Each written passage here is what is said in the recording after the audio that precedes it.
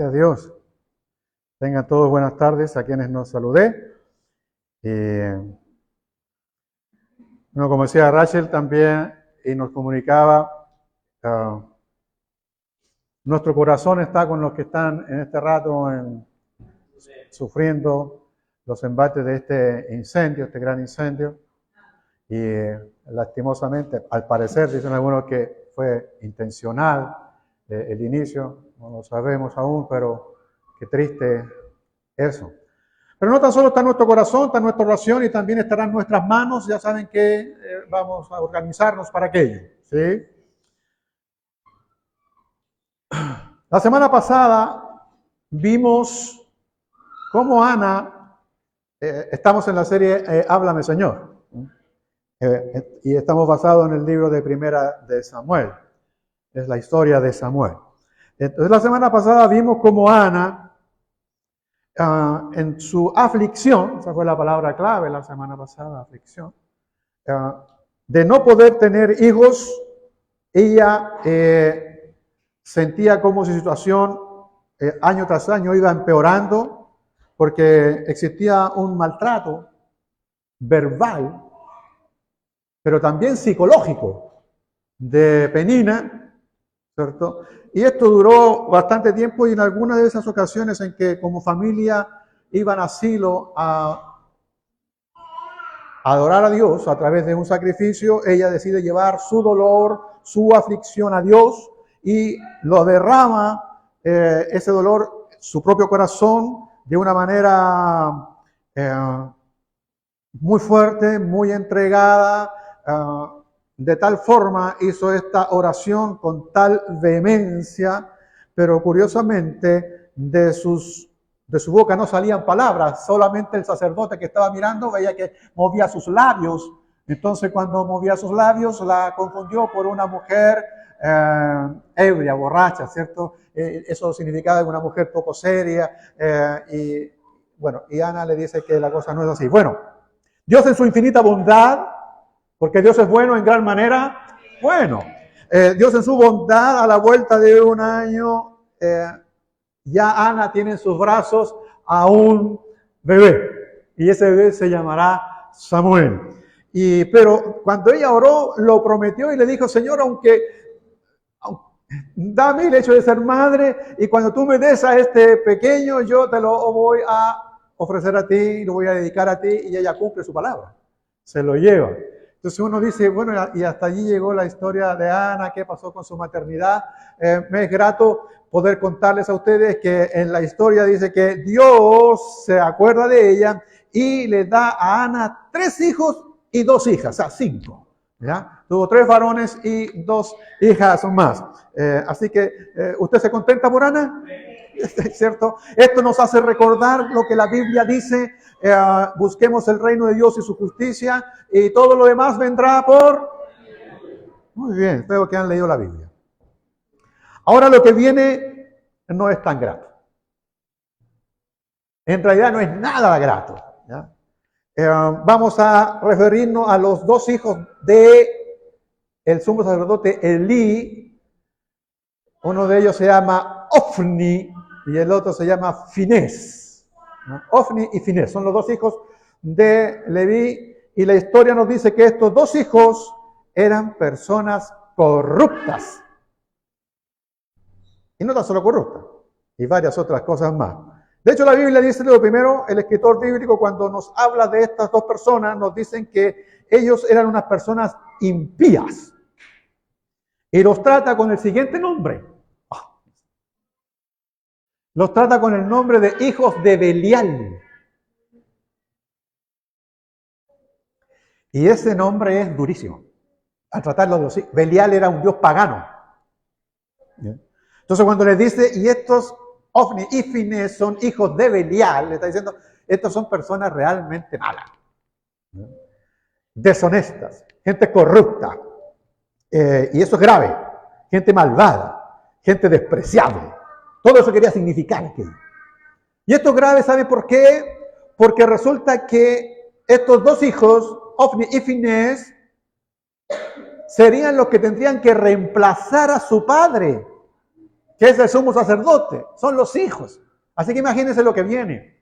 Y ellos ya están oficiando de sacerdotes. Así que pueden imaginarse la clase del líder que está teniendo y que está viendo el pueblo a través de Ofni y Finés. Además, dice el escritor bíblico que Ofni y Finés, fuera de ser hijos de Belial, lo menciona que no tenían conocimiento del Señor.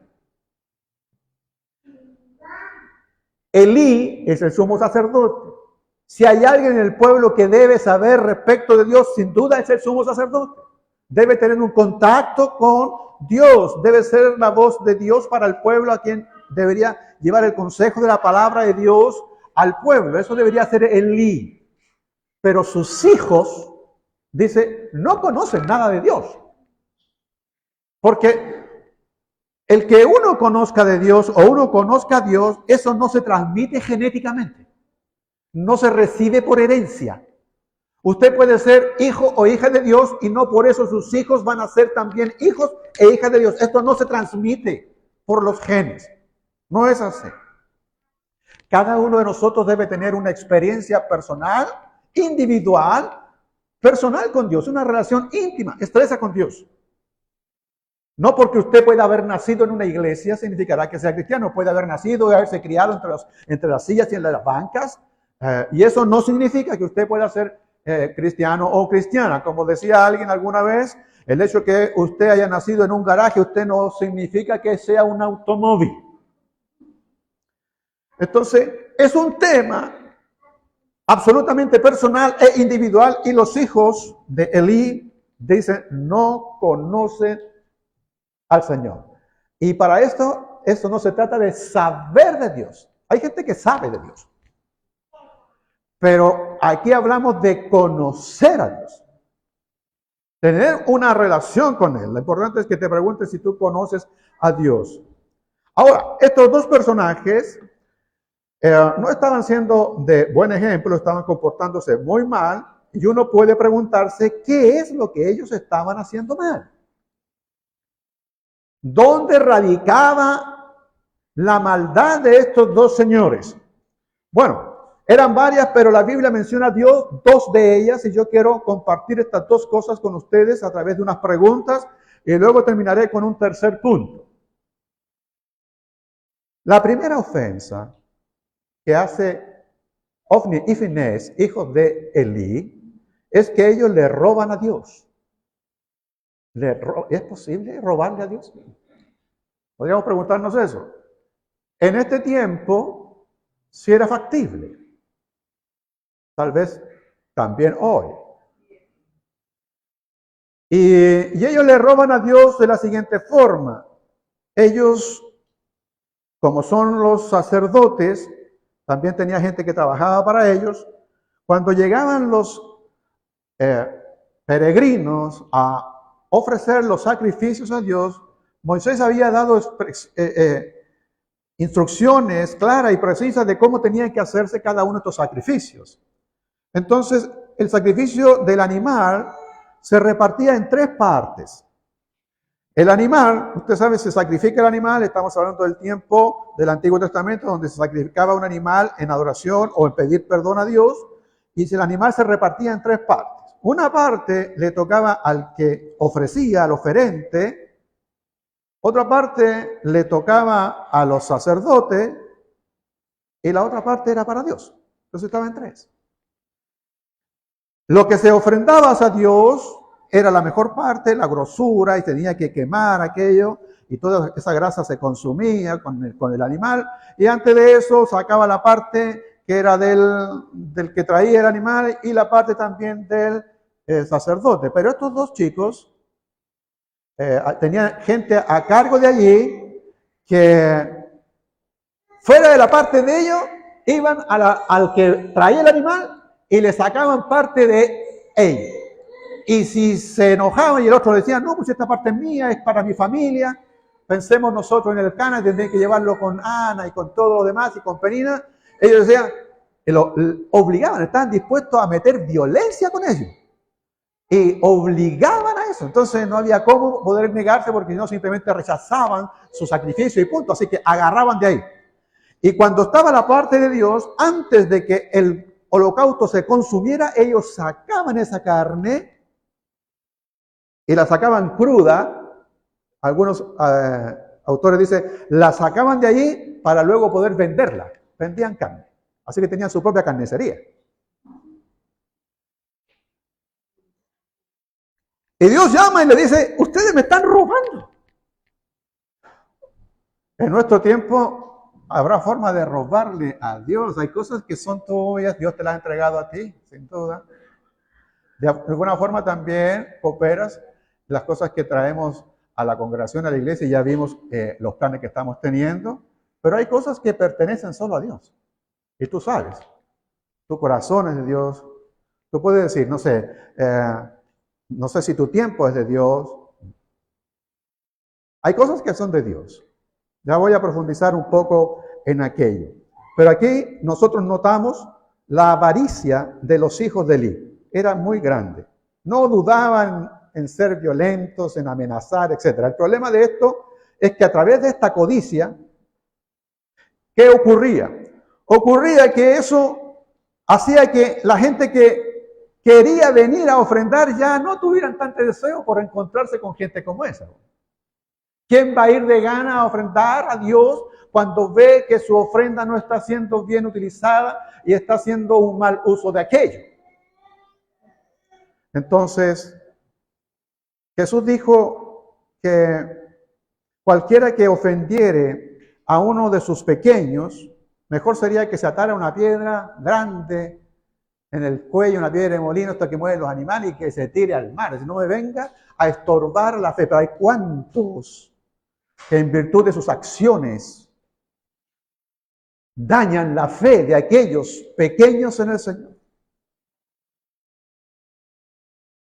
Nuestros pecados que son autodestructivos, pecamos, nos autodestruimos con ellos, pero doble culpabilidad en aquellos que además, al pecar, dañan a otros inocentes. Porque habría gente que al mirar eso ya no querría ofrendar a Dios por la actitud de estos dos, Ofni y Finés. Pregunto yo, ¿acaso no pasa hoy lo mismo con esos que se hacen llamar ministros del Evangelio? ¿No habrán hoy día Ofni y Finés en nuestro tiempo? Y no son más que unos corruptos, codiciosos, que hacen que otros ya no quieran servir al Señor, que odien servir al Señor y menos aún ofrendar al Señor. Dios los juzgará severamente, sin duda. Pero hay gente que se dice falsamente ministro del Señor y están por allí, se suben a púlpitos y lo único que hacen es dañar a otros porque no son honestos. ¿Has escuchado? Hoy día se habla de narcodiezmo. Hoy día hay narcodiezmo. Hay gente que recibe dinero del narcotráfico porque hay grupos de narcotraficantes que son muy, cuando tienen cábala, supersticiosos. Entonces, hoy día leí un reportaje al respecto y me pareció interesante, te lo invito a que puedas leerlo, está en la revista del sábado. Y habla de los pastores que están en La Bandera, en San Ramón, en Alto Hospicio, donde todavía ellos dicen están siendo respetados las iglesias evangélicas en medio del narcotráfico. Y aparece, entre esa entrevista, aparece la de un doctor, es un cristiano evangélico, donde su tesis hablaba precisamente de cómo hay narcotráfico en iglesias. De hecho, cuenta un caso de un pastor en el sur, que no era pastor, evidentemente, pero lo que hacía era recibir dinero de los narcotraficantes. Y como ese dinero en la iglesia cuando todo el dinero que entra en la iglesia no se declara, no hay impuestos por eso. Y hay pastores que dicen, no, eso me lo entregó como diezmo. ¿Y usted sabe de dónde viene eso? Sí saben y lo reciben de igual forma, de igual manera.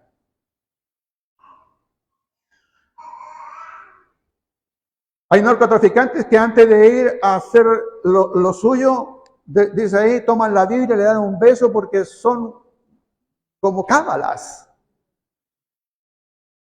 Y hay gente que los ministra en el sentido más bien de bendecirlos. Tú no puedes cerrar la puerta a nadie, ni por raza,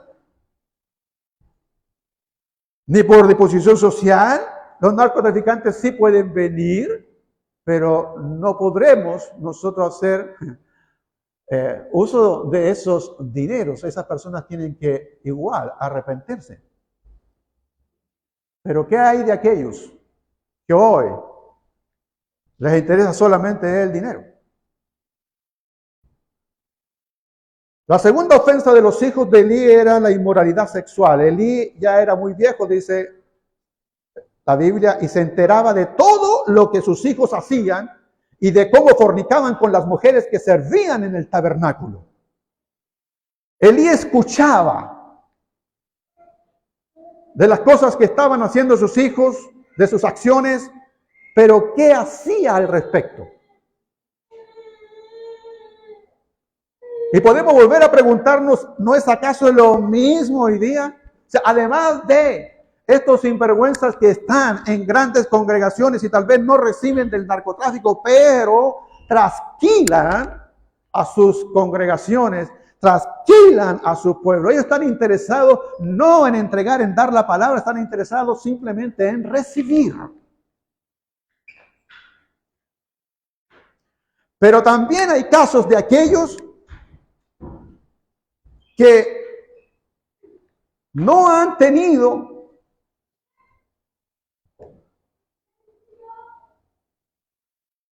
la santidad necesaria de mantener su cuerpo, su matrimonio, y han cedido y han mantenido relaciones extramaritales con gente que incluso sirve en las iglesias. Ofni y Finés se acostaban con las mujeres que servían allí en el tabernáculo.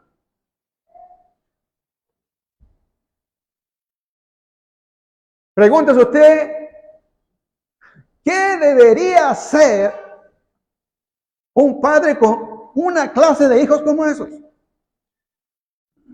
Y también podemos preguntarnos, ¿qué puede hacer Dios con una clase de personas como esas?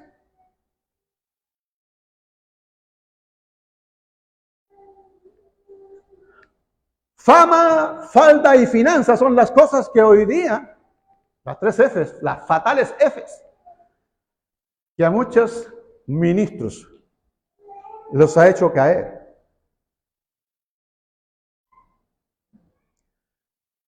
¿Qué hizo Elí? Solo preguntarle, ¿por qué ustedes están haciendo eso? Eso está malo.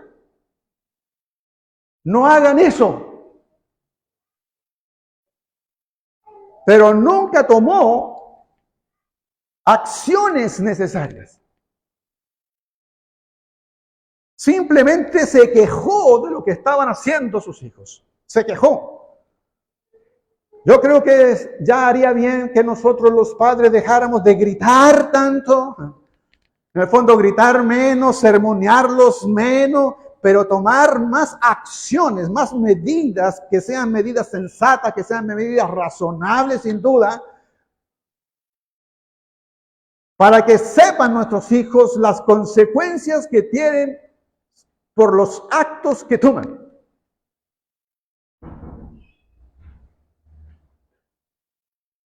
A juicio mío, lo primero que debería haber hecho Elí con Ofni y Finés era sacarlos del tabernáculo.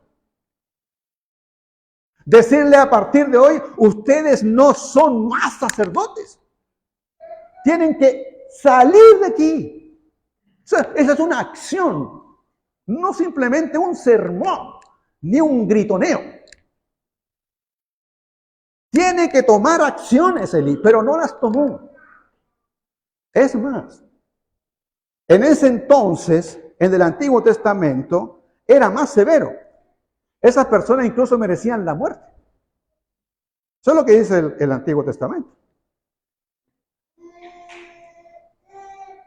Pero Elí es anciano, ya no ve. Y como vimos semanas pasadas, él ya ni siquiera escucha la voz de Dios.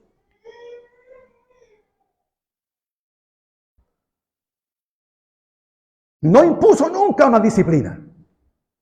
Esa es una palabra que a nosotros nos cuesta asumir. Disciplinar. Y yo puse este mensaje: si tú amas, entonces disciplina. Atrévete a disciplinar.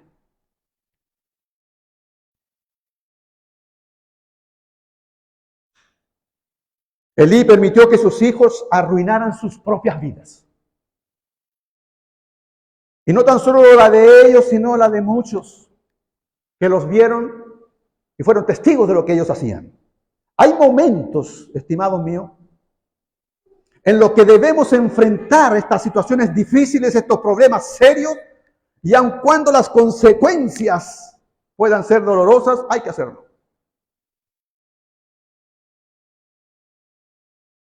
Pero ¿saben qué ocurrió? Elí había perdido toda autoridad frente a sus hijos. Toda autoridad. Ahora, una pregunta más para ir cerrando.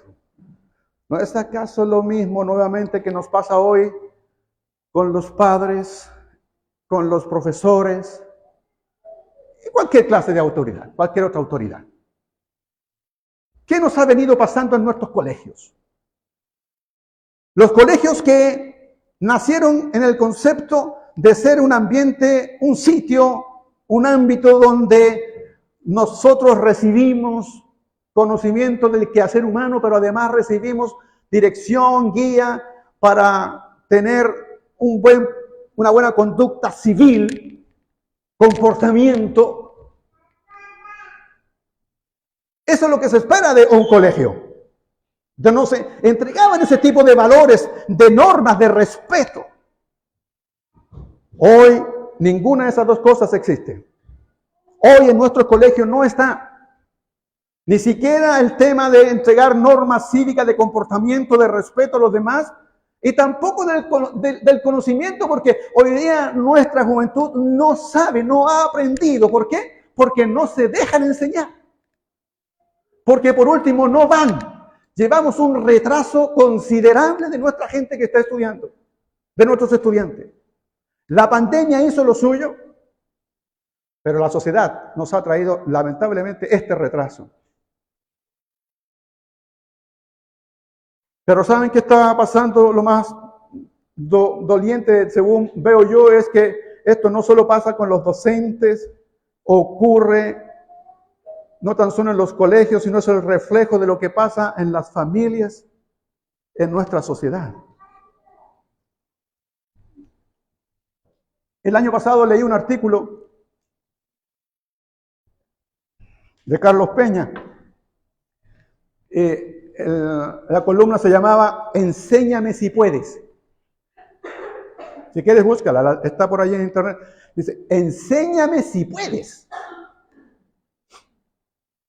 Y precisamente reflejaba esta situación en que el docente se encuentra hoy día en una imposibilidad de enseñar, porque lo básico que se tiene que dar en un sitio de educación es que debe haber una cierta asimetría, una desigualdad. ¿En qué sentido? En que se debe entender que el profesor sabe más que el alumno.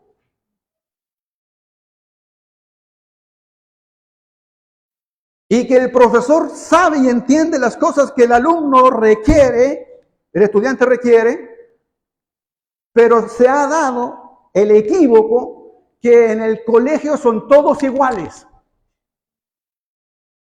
Y esa igualdad ha venido a ser en excusa para no querer ni siquiera estudiar y no querer recibir nada del profesor y faltarle el respeto a la autoridad, y no se recibe entonces esa educación. ¿Por qué? Porque no se reconoce ni se acepta esa esta desigualdad. El colegio no puede ser donde hayan iguales.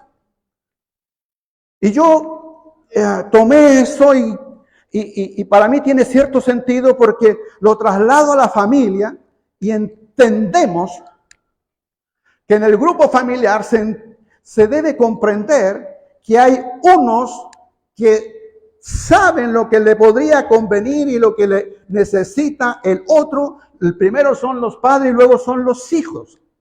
Se entiende que el padre conoce, sabe, entiende lo que es mejor para los hijos, pero cuando los hijos creen que en el hogar existe la igualdad y no esta asimetría, entonces no respetan.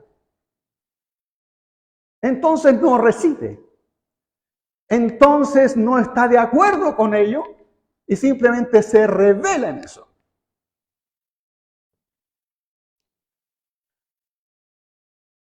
En el colegio, así como en la familia y en cualquier otra institución de esta naturaleza, debe haber dignidad, debe haber respeto, absolutamente, pero no igualdad.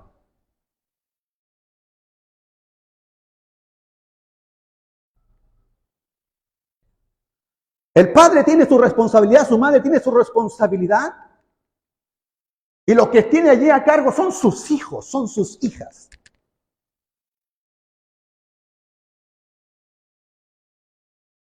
Tiene que darse ese paternalismo, entendiendo que los padres están por sobre los hijos.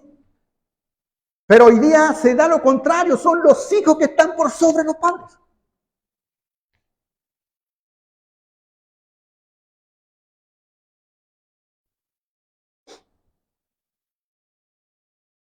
Si un padre tiene que recurrir a la violencia para que su hijo determine o haga alguna cosa o lo pueda conducir a algo y necesita castigarlo para eso, como si fuera un súbdito, un subalterno,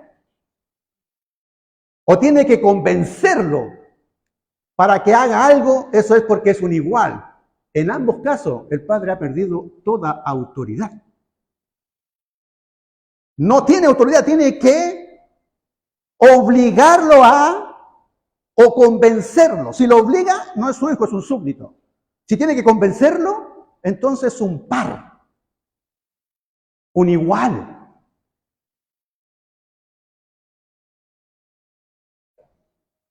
Celebro a aquellos que dicen, yo soy amigo de mis hijos. La madre, soy amiga de mis hijos. Y yo creo que eso está bien. Lo celebro y lo aplaudo. Pero antes de ser amigo, antes de ser amiga, usted es padre. Usted es madre. Porque cuando ese niño nació, no le dijeron, aquí tiene a su amigo. Aquí tiene a su hijo. No su amiga, es su hija.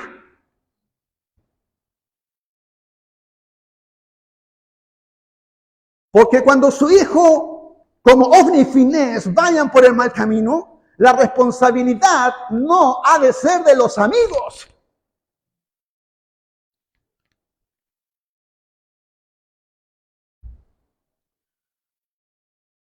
Elí tuvo muchos problemas al tratar de criar a sus hijos. Y cuando se dio cuenta de esa maldad, aparentemente no aplicó ninguna acción disciplinaria.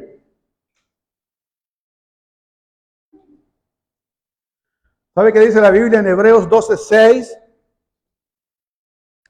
Porque el Señor disciplina. Punto. El Señor disciplina. ¿A quiénes? A los que ama. Por eso digo que si no amas, no disciplines. Pero si amas, disciplina. Corrige. La palabra disciplina que está puesta allí es paideu. Viene de paidos, que es niño. Eso es. Habla de la disciplina familiar. Es entrenar a un niño, educar y si es necesario, castigar para una corrección. No maltrato. no tortura. Porque ya dije, si alguien tiene que llegar a eso, es que entonces perdió toda autoridad.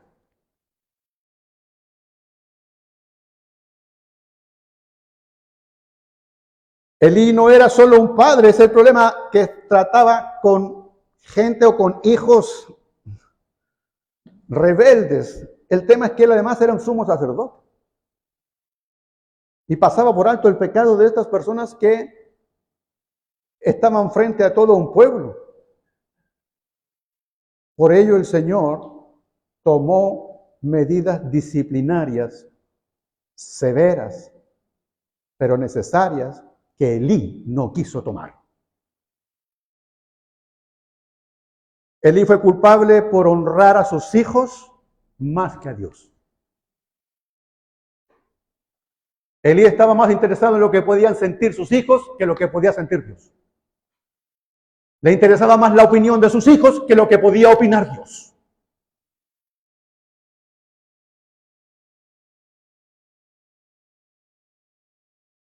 Tal vez hay algo en su vida, en su familia, en su trabajo, que usted sigue permitiendo que ocurra, que suceda cuando sabe que eso está mal. Elí lo hizo. Y saben, si eso es así,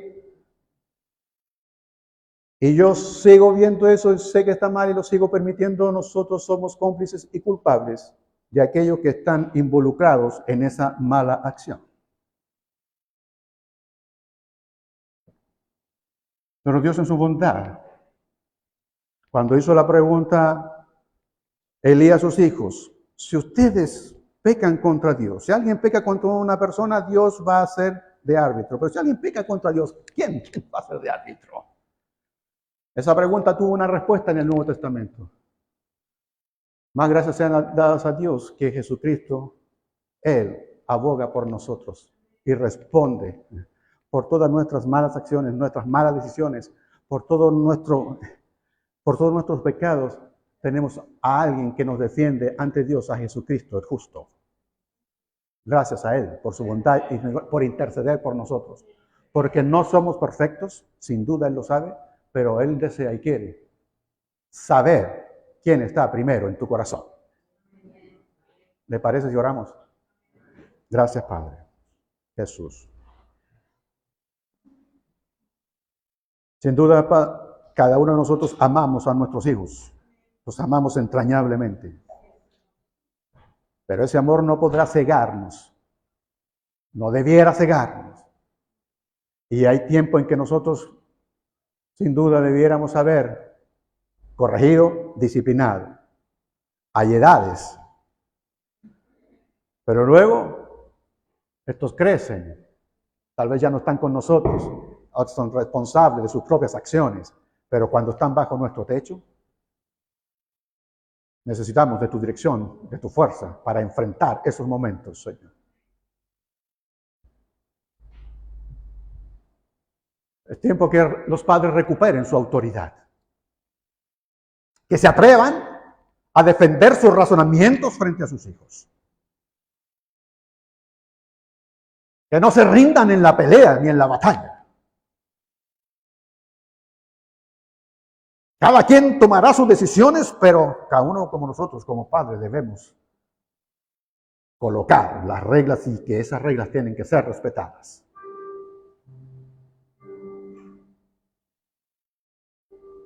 No somos ni los mejores, ni los perfectos, pero necesitamos y queremos colocar en ti, Señor, todas nuestras flaquezas y nuestras debilidades. Gracias por las veces, Señor, que tu Hijo Jesús me defendió ante ti, abogó. La historia no termina bien y tú lo sabes, Señor.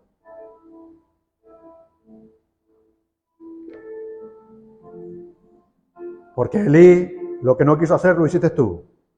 Y fue peor.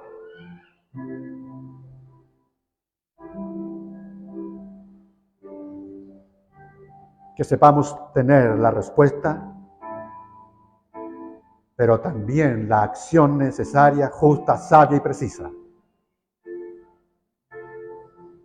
en nombre de Jesús, por nuestra sociedad, por los profesores que tienen que enfrentar a diario a estos muchachos, a estos jóvenes, por aquellos que han perdido todo respeto por cualquier clase de autoridad. Nuestra sociedad va en ese rumbo. Necesitamos, Señor, que en nuestros hogares la autoridad, el respeto, la dignidad sean valores defendidos, Señor, cultivados. Muchas gracias en nombre de Jesús. Amén.